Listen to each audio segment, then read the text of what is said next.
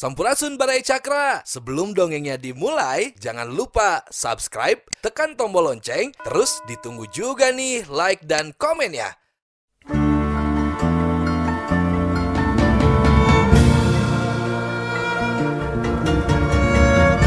Baraya Cakra, parantos waktosna 80,5 FM Radio Cakra, midangkeun dongeng Sunda Dora-Dori. Sim kuring sapara kanca ngahaturkeun wilujeng ngadangukeun.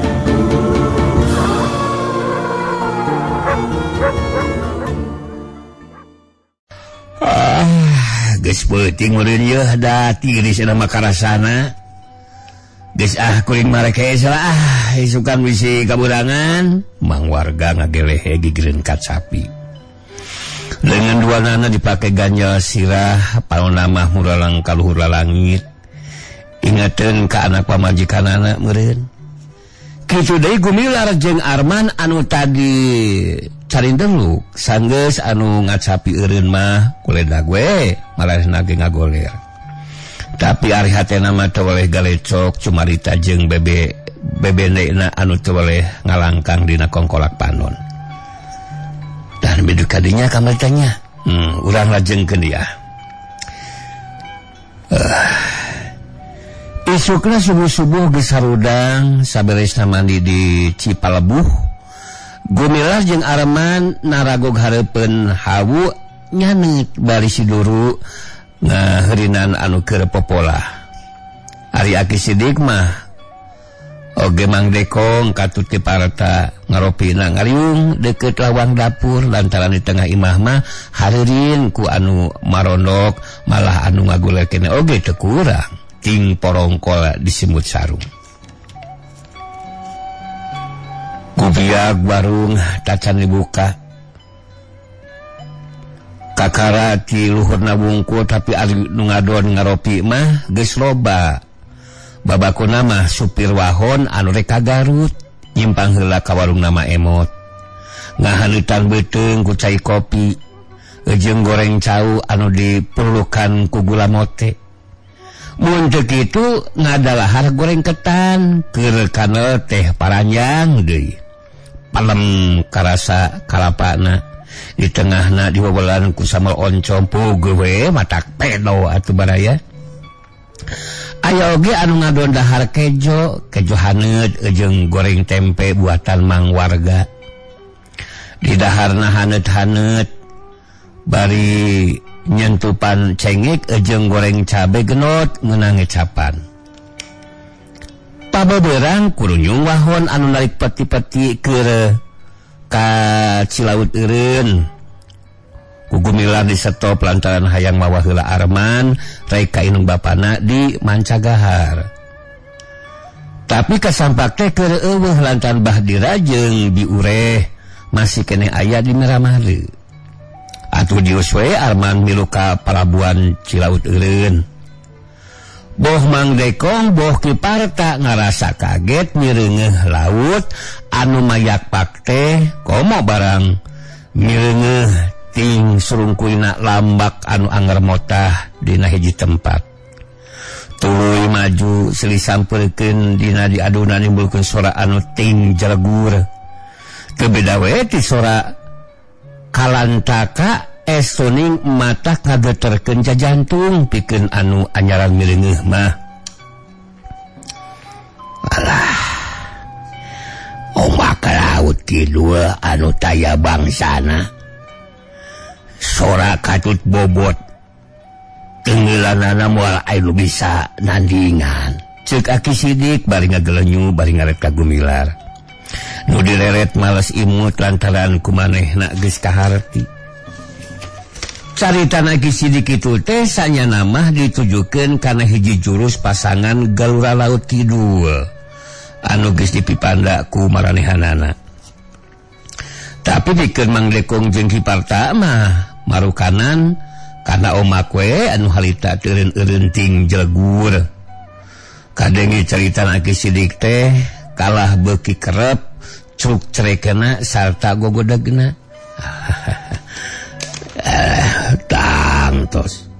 Tangtos panik kapal oge moal teu beja tah di dempet ku lambak anu sapertos kitu mah.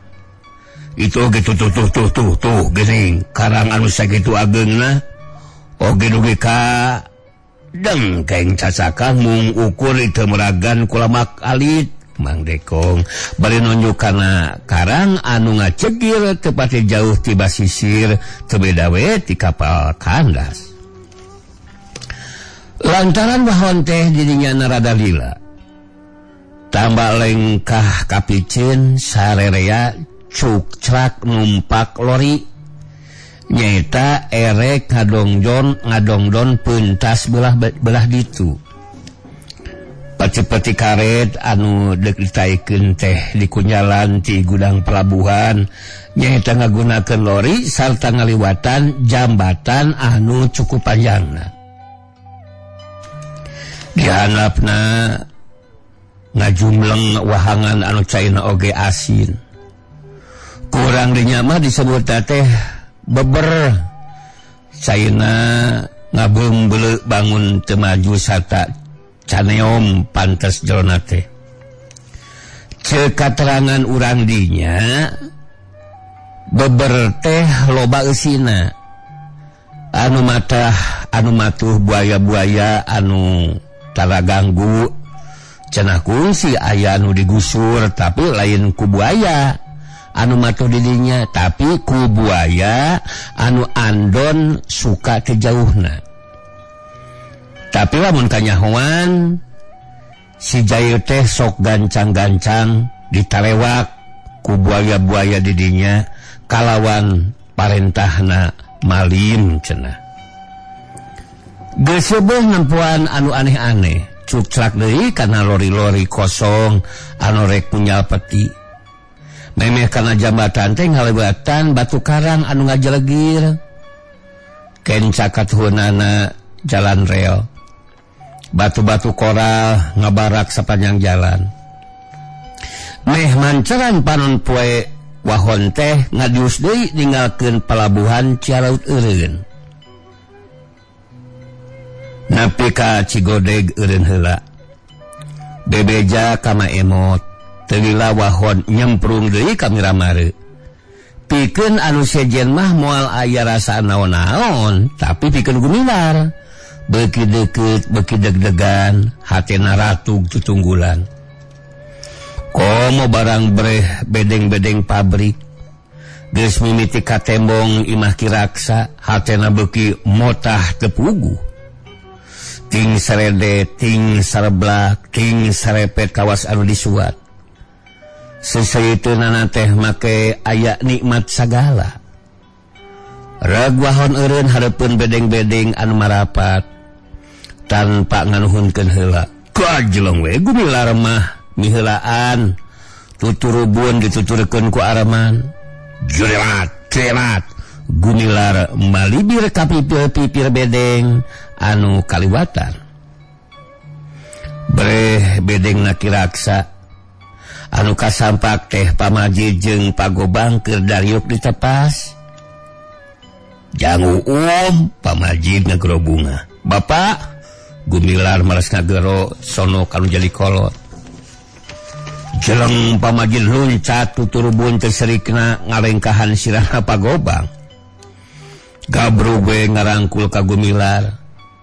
Beres silih tangkep solongkrong gumilar ngasongkeun leungeunna sanajan bener pamajin teh benang disebutkeun patalukanana tapi tepat tot hormat. Sakumaha mistina kanu jadi guru. Damang Bapak cager kasep sawang sunaku mah hidup.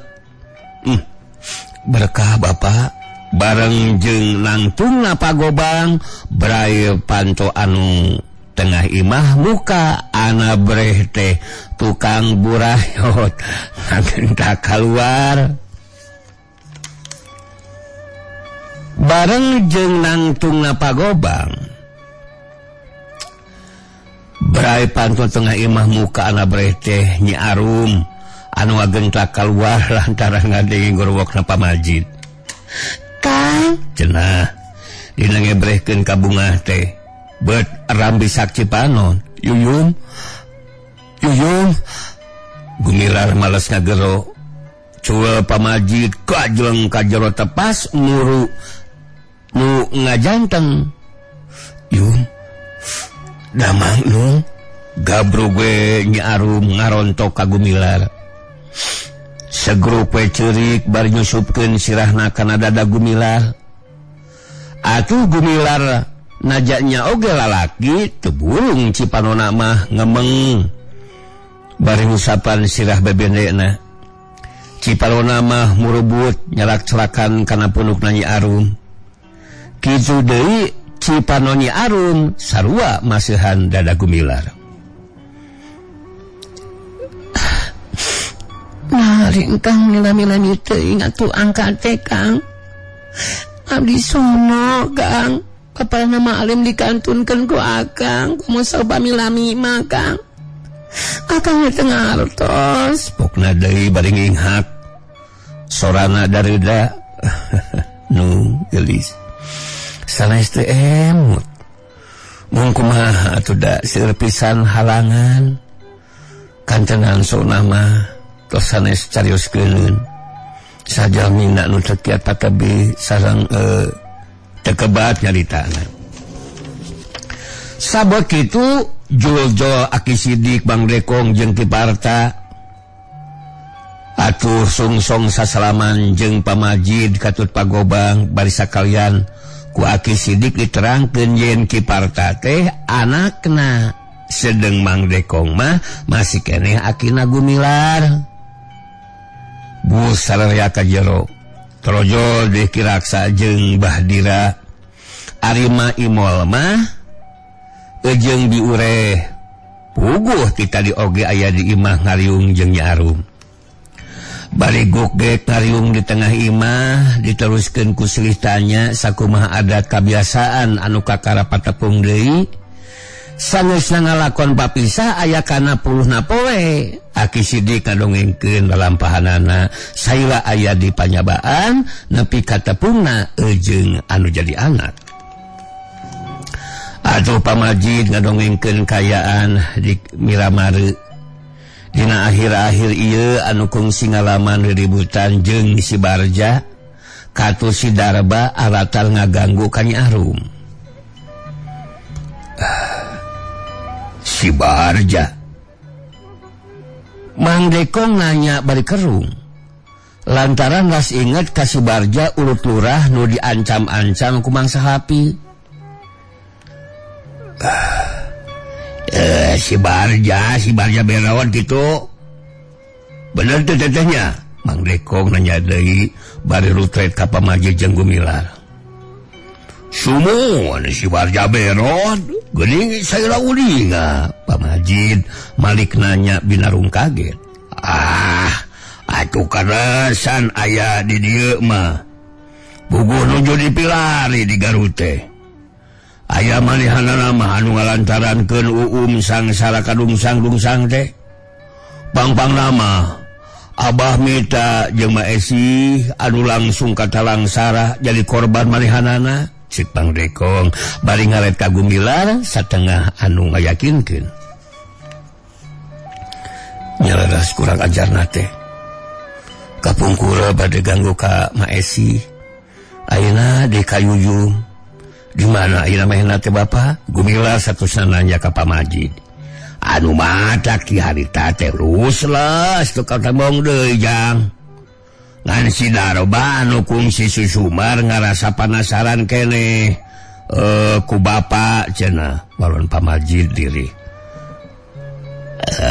Tapi bener eta teh Ki Majid. Adina si Biong. Aki Sidik nanya ka pamajid seolah-olah hayang yakin. Leres anggemna Ki Gobang mah. Oh nyamuat aya buntutna atuh.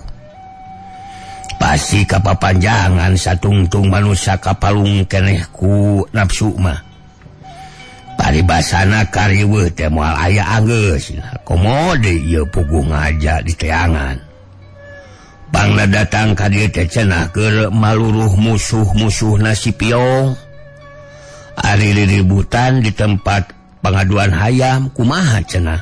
Nah bakal aya rambat kabalena Aki Sidik saterusna nanyakeun tina perkara ributan si Darba jeung Babah Tongcai lantaran kungsi disabit-sabit ku Pamajid. Aduh katunik mung bilaku we caya buntutna. Margi saur anu karesan tararangeun mah si Babah sareng jalmi-jalmina teh teu kinten reksakna gitu. Malih nu saurang makan tos susumar bade ngayakeun malas kanyeri cenah. Oh ya kitu kana beuki bakari wewe di dieu teh ye. Bisa-bisa jadi tegalan kurusetra. Ongkoh nagara teh asa kungantep pisan. Malah kawas-kawas anu ngahucuhkeun sina silih pacok urang jeung urang. Halah aya kaakuran abong-abongnya pamarentah dengan lain bangsa. Reg Aki Sidik eureun nyalitana. Rada-rada nyiak bangun mangih karuas maklum caritanana kapolosan. Sumuhun iraha atunya Ki. Zaman Sunda sawawa teh. Zaman aya sirah tanpa badan anu mangrupi lambang wawanen pikeun ngaburak-balik kazoliman. Abdi mah hoyong ngalaman eta. Abdi ge hoyong ngalaman gumilar ngadon ngahaminan teu mireungeuh kana riuk-riukna beungeut Aki Sidik anu pinuh ku kapaur. Aki Sidik kalabeuti leuwas bali rutret ka sakur nu aya di dinya anu keur arolohok bengong ngadenge caitaan gumilar kitu. Puguh kabeh oge teu ngartieun meus-meus acan kana loyogna eta carita teh. Masuk sampai wara ari nyarita teh Aki Sidik maksudna mah ngahuit supaya gumilar ulah kata terusan. Atuh daga teh Ki asa pisan teh aya harga pisan bangsa urang teh. Kualana disebut koe atanapi kacung. Ku Babah disebut urang kampung. Malih si Babah mah apan geuningan upami teu disebat juragan atanapi toke teh atanapi neng. Ka urang teh sok ngambek Ki gumilar bener-bener teu malire kana pamuluna Aki Sidik anu harita rada reuaseun. Aiteun teh. Aki Sidik kawas anu ngawaweleh dumeh gumilar kalah tetela teu ngarti kana isyarat. Tapi kawas nama geus kagok asong. Ongkoh pamikirna moal aya cak-cak bodas ieu anu ngadengikeun pok Aki Sidik neruskeun cacaritanana. Can bisa nangtukeun irah-irahan zaman Sunda cawawa teh jalu. Duh kaku anak lu kaku incu kubuyut kalamanana teh. Tapi pasti isuk jaga ninggeto pasti kudu ngadeg. Tapi kudu ngaliwatan heula hiji uga. Nyadatan manusia teh di tatar wetan anu bakal ngusir muning bule anu ayana di urang gitu. Ngan saumur jagong tah. Di mana geus ngalakonan uga eta bakal ngadenge Sunda sawawa. Tapi nya kitu bakal moal leupas tina karibuhan anu parebut alas gitu. Nepi keadilan bisa kasilih ku kazoliman. Tah dina mangsa eta datangna nu disebut sirah tanpa badan jalu. Geremna euneur handaruan. Rupana belang coreleng anu ngagamarkeun yen belang teh nyaeta ngagamarkeun ayana hade jeung goreng. Oge bener jeung salah, berang jeung peuting, keadilan jeung kajoliman. Ari pangnaluga nyaeta bikeun mawa pancen anu tangtu geusan ngabasmi kajoliman. geremna jalu laingan saukur di luhur laingan saukur di hulu daya gerem anu saimbang jeung jasana parat ngeusian sa Nusantara gitu malah bakal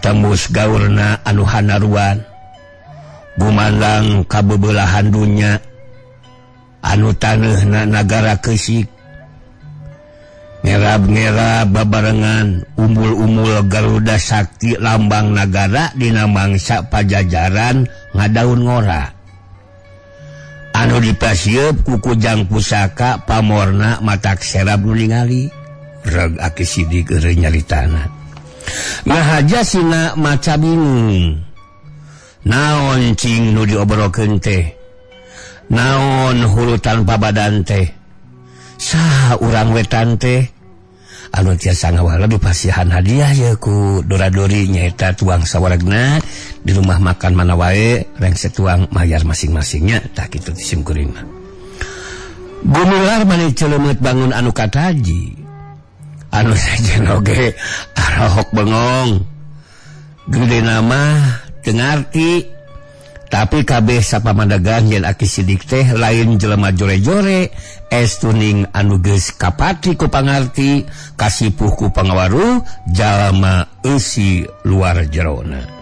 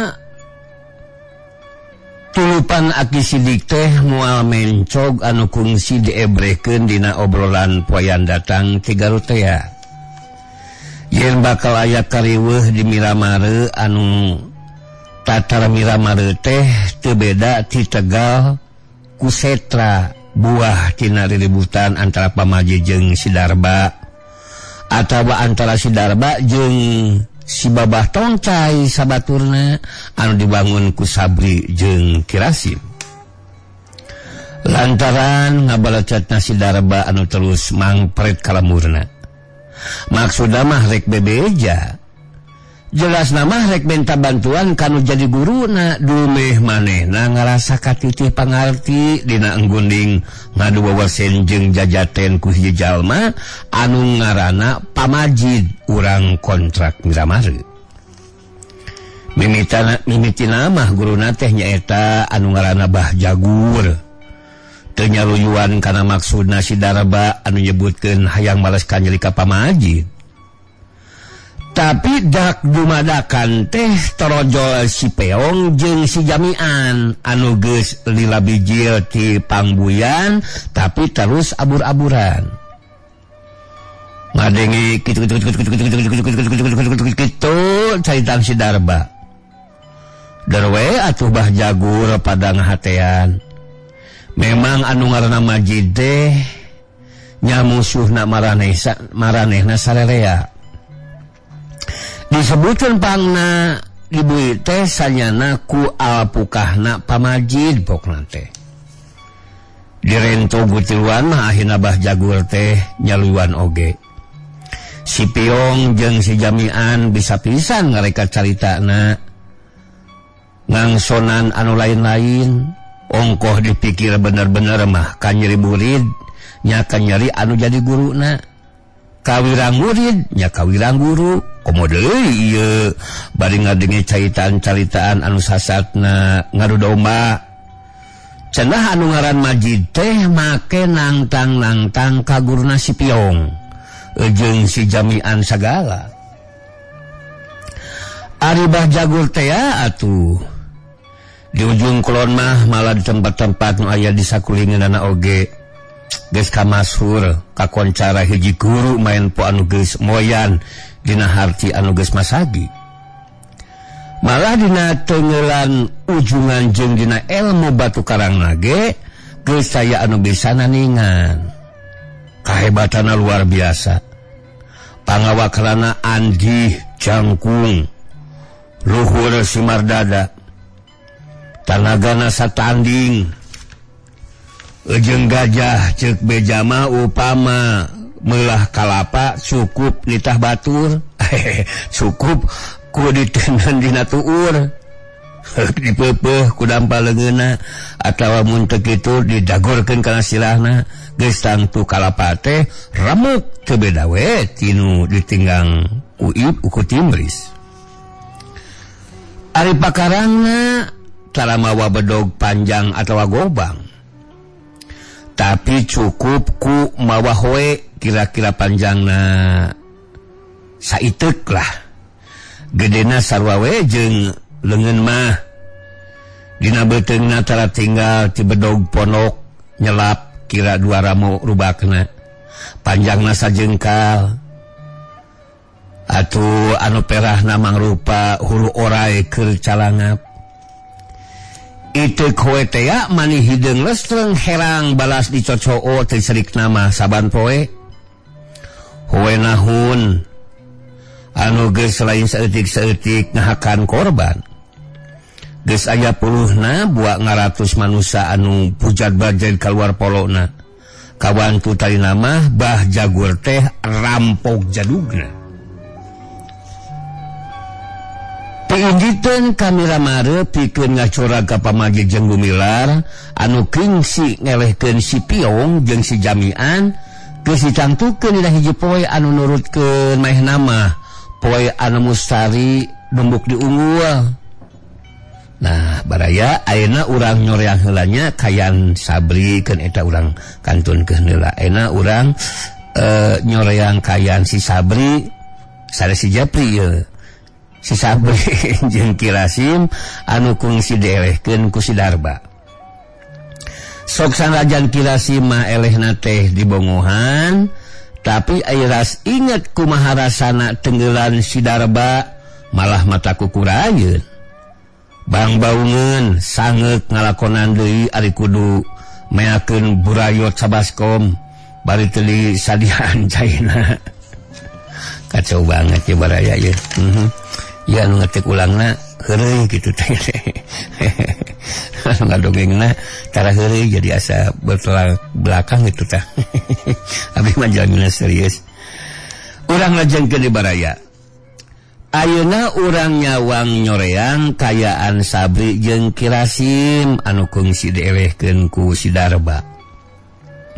Sok sanajan Kirasim mah elehna teh di bongohan, tapi aliras inget kumarasana tenggelan si Darba malah mata kukurayeun. Bang baungeun sangeuk ngalakonan 2 kali. Pantes mun manehna teh hayang mulangkeun ka nyeri ka si Darba. Tapi kumacarana maraneh duaan ngarasa teu sanggup. Rek minta tulung ka saha? Piraku kudu ka si bangkuy mah disikeun geuring keneh. Biro ka nulungan dalah lempang oge pan manehna satengah naon teh kurang panjang. Baheula jawara sote jawara beken jeung naon teh sonlah kitu oge. Pohara da mun seug aya keneh guruna matang tuku Ki Jamal anu ayeuna geus aya di kieuna. Ras maranehna inget ka Murtala adina Ki Jamal. mun dikumahakeun piraku make teu daek nulungan sanajan bener lain guruna langsung tapi kasebut paman guru anu dina ilmu panemuna meh sahurowotan keneh ngan bedana Ari Aki Jamal mah teu ngawasa ilmu-ilmu lelemutan kawas pamurtala anu bisa dipake ngaran ngarinah jail dengki lantaran dikumahaan ku batur. Ilmu anu kieu secara khusus dipiboga ku pamurtala anu gubragna ka Pairpai alias si Bongkok anu matuhna di Cikoneng. Kabenerna teh si Bongkok daekeun sanggeusna dikumahaan di pentaan nganteur benyang we tuluana indit ka kandang wesi. Sadatangna ka padudukan pamurtala bogu geus wau. Parlakwe Ki Sabri jeung Ki Rasim nyaritakeun naon sababna panna datang kadinya.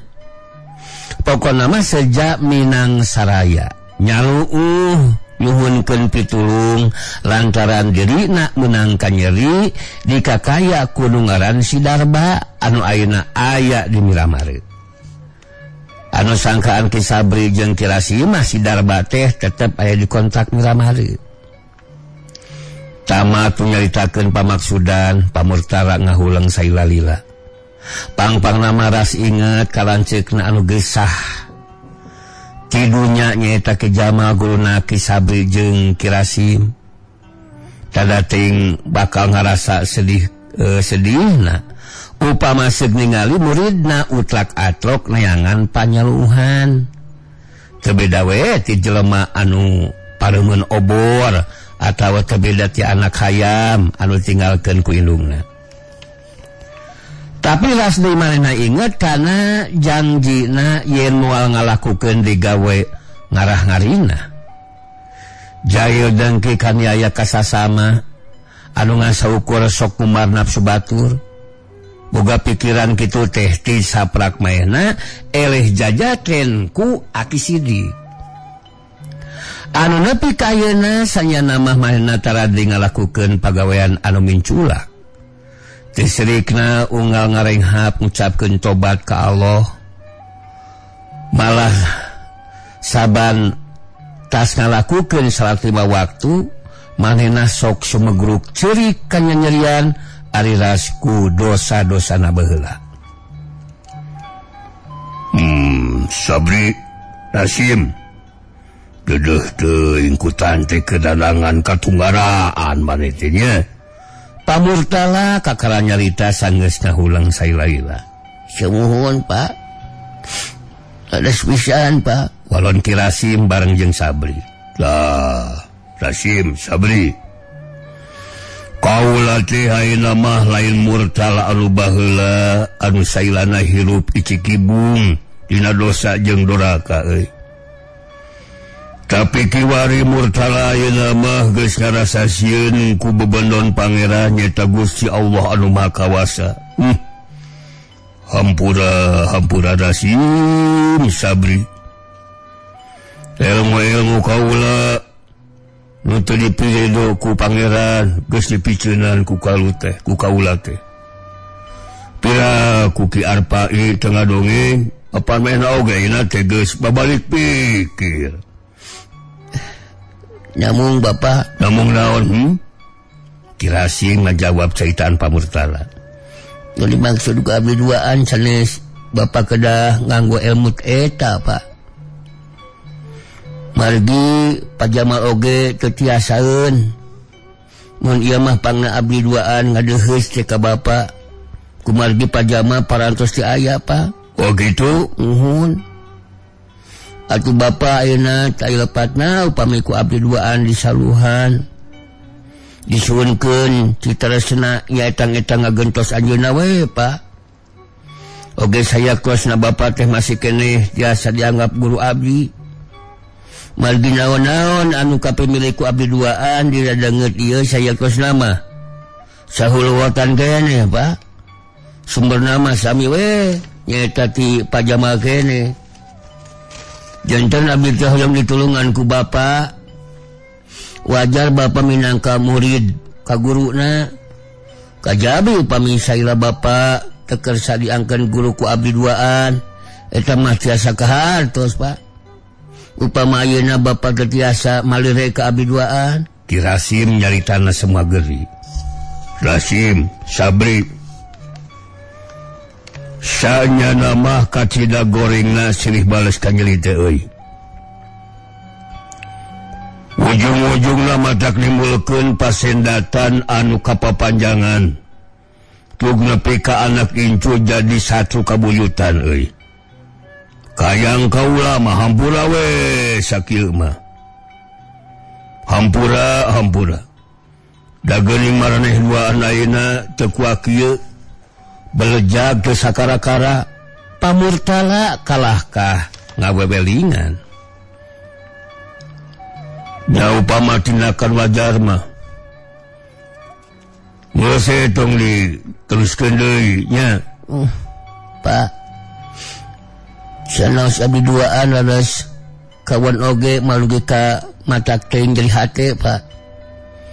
Namun ieu mah sapertos anu bade naon teh nyakalikeun pisan Pak. Bade ngaranyawa abdi. Geura mangga ieu tingali tilasna Pak Guru. Ki Rasim bari muka kampreta nembongkeun pulukna. Oge Sabri nurutan pada muka bajuna nembongkeun nyata loba urut hapur nembongkeun tak-takna ka pamurtala. La ilaha illallah. Memang bener ieu mah tenggelan anu kacida jahatna euy. Cek pamurtala kaget bari gogodeg saila lila barang mireungeuh waktosna seep Baracakra.